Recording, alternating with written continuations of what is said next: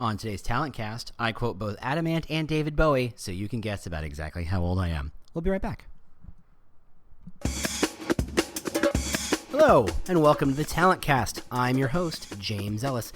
We're here to talk about employer branding and talent acquisition, talent recruitment marketing at some fairly deep levels.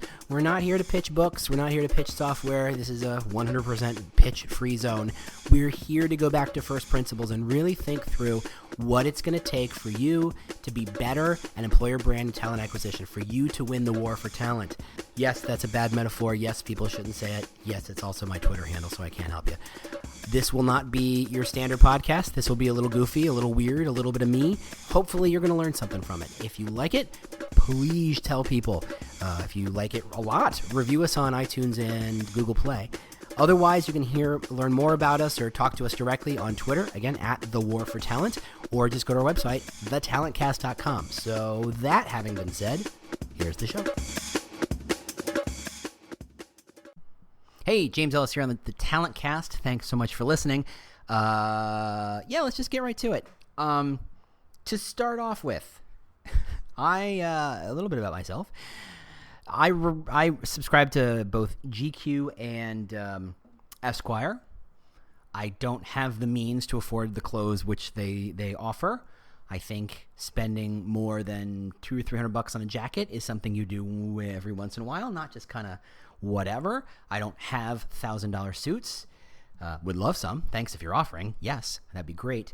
But I only bring it up because I do follow what quote-unquote men's fashion is, to some extent. And there was a time at which, a couple years ago, when I followed the fashion blogs, the men's fashion blogs, they started to sprout up, and the sprezzatura, which is the Italian kind of idea that you should have a little flair with your clothing, and that started to show up, and there's a lot of street photography about who was wearing what, especially in the big cities, and that was kind of following it. It was kind of fun. It was kind of interesting. I did not wear those things, and I could not afford to wear those things. And frankly, I didn't have the body of a small Italian model to kind of pull off most of those things. But, it was kind of fun to follow, and it was interesting. And you could see these subtle trends as they changed, as you watched pleated khakis become the death nail. And I remember in the 80s and 90s when suit jackets had padded sleeves, not just for women, but for men too. Oh my God, we look like football players. It was crazy. And I'm sorry, I have a lot of European listeners, American football players, not European football players who have different fashion issues. I just kind of had a moment like, where is this going? This actually is going somewhere. And the fashions change. And the big padded shoulders go away. The lapels shrink down. The pleats on your khakis go away. No longer do you want to break in your the hem. You want to break in your legs, which is to say the hem, the crease down the front should have a little moment where it folds over on itself, which, by the way, is the Texan way to wear jeans, as I remember as a child, that you actually had your jeans pressed and bleached. I'm sorry, not bleached, but starched, and they could almost stand up on their own, and they were extra long because you wore cowboy boots where you were supposed to, as of course this was Texas, and that's not a joke. And they're supposed to cover a lot of the boot, and so they were longer jeans. And I watched those fashions go away, and of course jeans got shorter, and you're supposed to show a little ankle and some very interesting sock, or the fact that you're wearing no socks, and some double strap monk's shoes. Or the jackets got smaller, and they got up to the point where they no longer stopped where your fingers were curled, but they went up a couple inches, so they were almost waistcoats, and lapels got super small. And of course, the most important thing was all your jackets had to have working buttons on the sleeves, and if they were kissing buttons, all the better, just to show that it wasn't just some piece of junk off the rack jacket that some poor little Vietnamese person had to slap together, or an Indonesian person had to slap together in a warehouse. The fashions change. And you're expected to follow fashion. And then you read the articles and you say, here's the fashion, here's the fashion, here's the fashion. But all the pictures say, here's the fashion, but here's how we're breaking the fashion. Here is a wild scarf on a dude that you'd never expect, and whose name is not Steven Tyler. Here is Suddenly, the idea of wearing a lot of jewelry came into fashion 3 or 4 years ago. Again, the Spretzazura or whatever it's called. Men would wear a lot of wristbands and bracelets. They were leather, they were metal. They weren't necessarily jewelry, but they were something to kind of show a little style. A ring or two, a hat, a scarf. It was accessorizing like crazy. Unusual pants. A couple years ago, all of the jackets were solid colors or had very, very, very subtle plaids to them. Now, the louder the jacket, the more interesting and funny, and that's fashion. Fashion changes. And for women, I have to imagine it's infinitely more complex. By the way, not a woman. Can't really speak from experience. I just know. I have no idea what's going on over there. But for men, it's straightforward, but it's simple and slow, but it changes all the time. The problem is, and I bring all this up because I was struck the other day by how what fashion magazine articles were talking about sounded fascinatingly similar to how recruitment articles are sounding these days. Here are best case scenarios. Here are best practices. Here's what you're supposed to be doing. Here is how you're supposed to use Facebook. Here is how you're supposed to use your ERP. Here is how you're supposed to use programmatic media. Here's how you're supposed to do this and this and this and this. It sounds like fashion because how you're supposed to use Facebook today is not how you were supposed to use Facebook 4 or 5 years ago. And certainly 10 years ago, no one even knew to consider Facebook as a recruiting channel, right? I mean, it was there, but no one used it. It was only for kids, the college kids. It was fashion.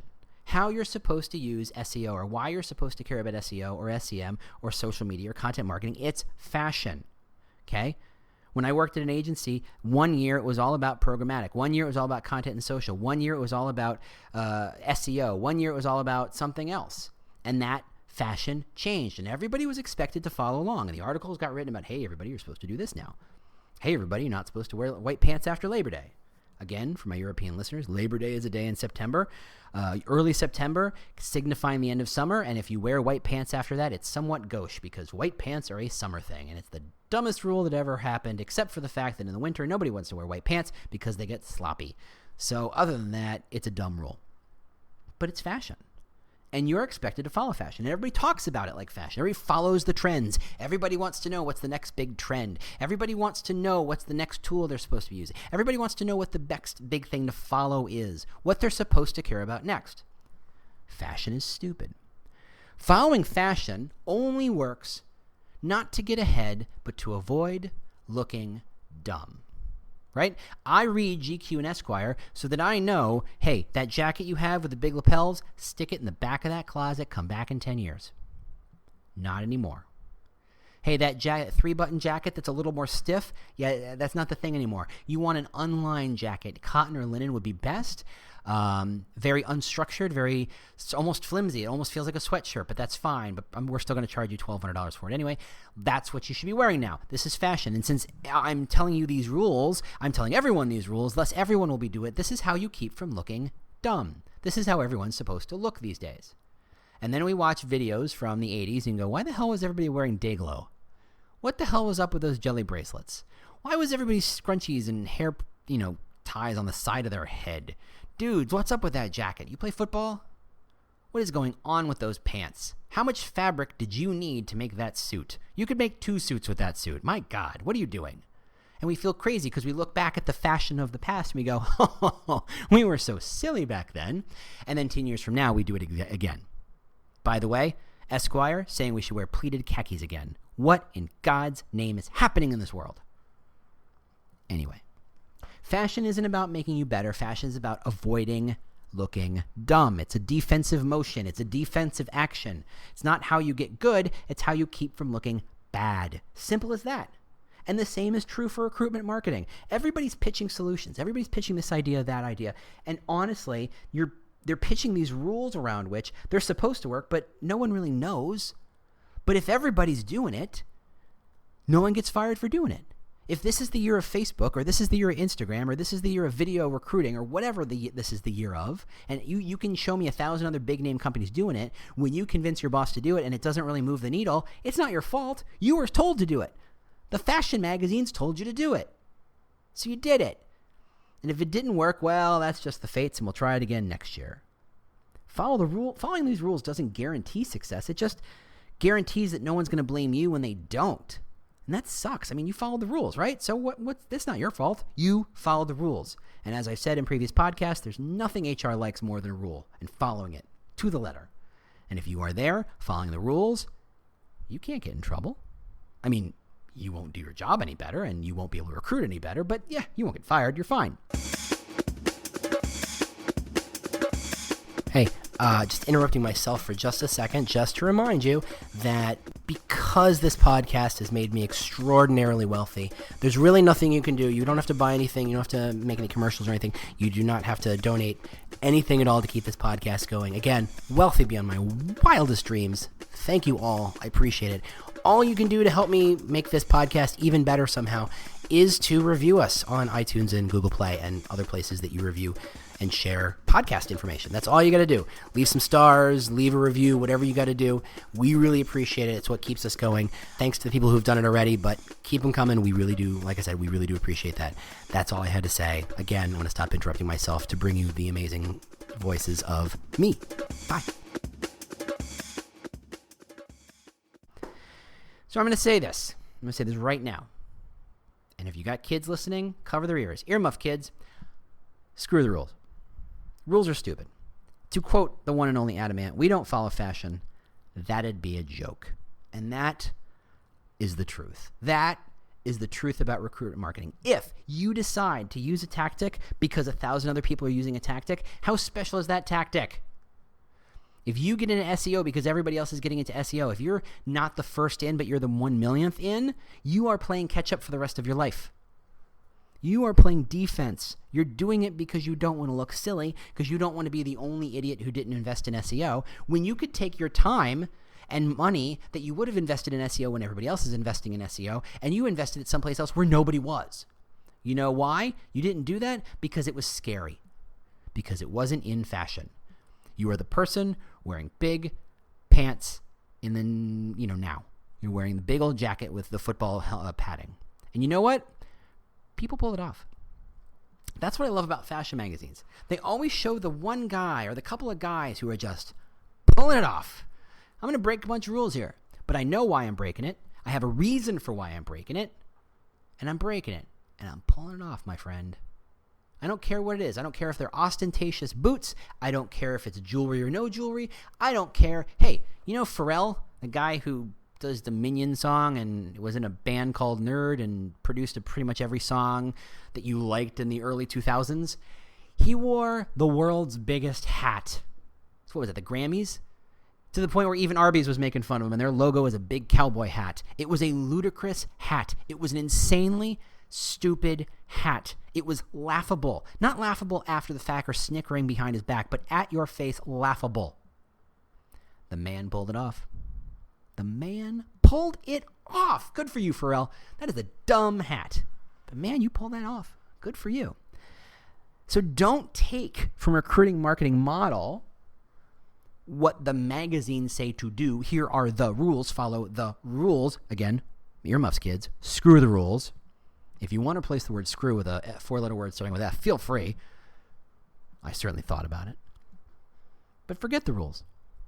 The rules are there for other people. The rules are there for people who don't know what they're doing.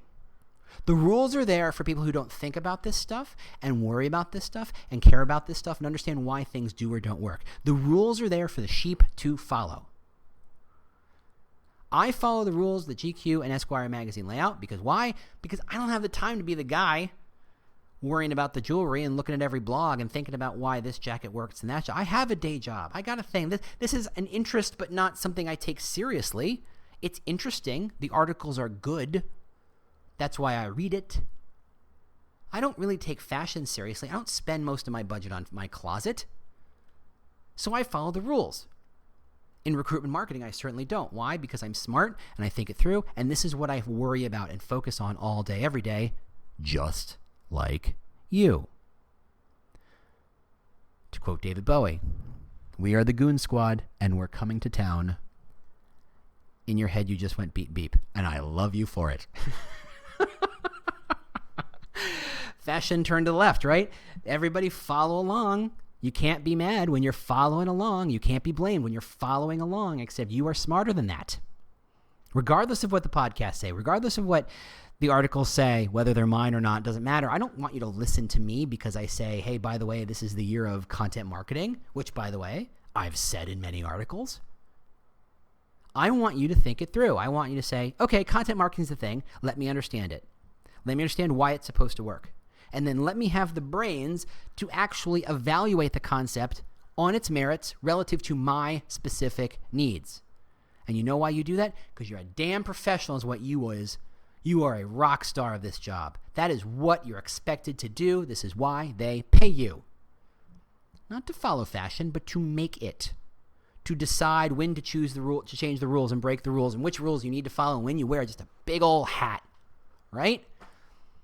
That's what fashion is in recruiting. Hey, everybody, we're all talking about this now. Hey, everybody, we're all talking about bots and AI. So what?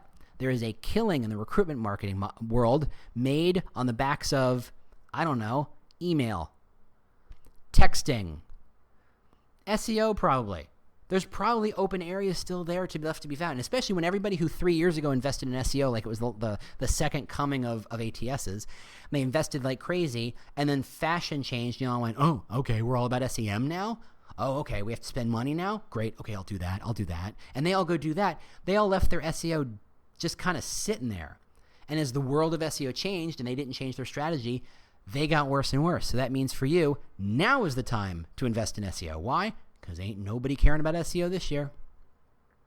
By the way, this is the year to care about SEO. Why? Because Google got into jobs. Because Google just relaunched the second SEO revolution. Mazel tov. Go for it. This is the best time to get into the thing that's not fashionable. Bots ain't going to do it. Bots are great for helping you streamline some processes that already exist. They're not necessarily going to help you drive better applicants. But making yourself available to people looking for jobs might. Your job is to be smart at this, not to follow fashion, not to follow the rules, but to decide what rules apply to you and why, and choose accordingly. So that's what I got. Short podcast this week, but, I think I said something there. And I improv this every single time. I had literally 3 bullet points, and yes, I did write down the quotes because I didn't want to mess them up. But, you improv this every time. You never know where you land. So I think we got something there. I hope you enjoyed it. Otherwise, I'm speaking in a couple places in Vegas and San Francisco. If you are looking for someone to speak, you want to talk to me because I get to be a ham, and I love to be a ham in front of people. I think you've noticed that. Give me a shout out. Otherwise, Twitter at The War for Talent, website, thetalentcast.com. Bug me, annoy me, ask me questions, tell me I misspelled something. What am I, drunk? No, it's just coffee. Leave a review, all that good stuff. Tell your friends. Thanks so much for listening. We'll see you next week. Bye-bye. The world's best-known investor and Wall Street expert Warren Buffett once said, "Wall Street is the only place that people ride to in a Rolls-Royce to get advice from those who take the subway." Mr. Buffett's quote is remarkably accurate, but how many people would rather receive advice from him than someone simply guessing? Welcome to Buy, Hold, Sell, your single source for Wall Street knowledge and profitable guidance. Please join me, Todd Schoenberger, and fellow trader Tobin Smith, as well as host Veronica Dudo, for a podcast known to move the needle for investors. Tobin and I are seasoned Wall Street executives with deep investment experience, and we are prepared to share our advice to those who choose to listen. Download Buy, Hold, Sell today on the Evergreen Podcast Network or your favorite podcast channel.